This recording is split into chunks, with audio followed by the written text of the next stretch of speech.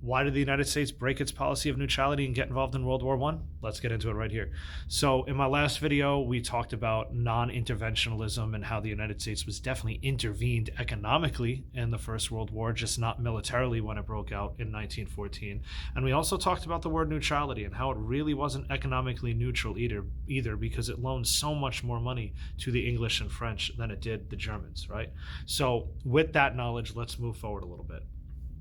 So it's really all going to start with the Lusitania. The Lusitania is a sister ship of the Titanic that was making its voyage from New York back to a British port, right?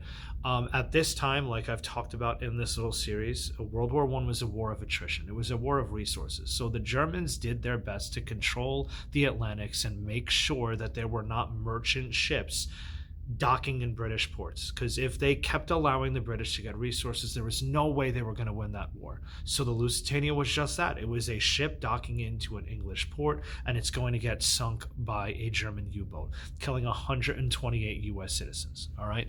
Now, America gets really angry when other countries kill American citizens, right? We know that to be true, and that was true in 1915 as well. All right, that's going to lead to this huge anti-German propaganda campaign. All right, we've got a ton of propaganda posters that come out in America. One of my favorite ones, if I can figure out how to add the picture to this, I will, but I don't really know how to do that. It's like King Kong and carrying Lady Liberty, and there's like a bat that says culture spelt in German, and it's kind of insinuating this idea that the German barbaric war culture is going to steal everything that America values if we let it just run rampant the way that it did. So that was an enlistment propaganda, right? It's trying to get American men to join the military to fight that threat, right?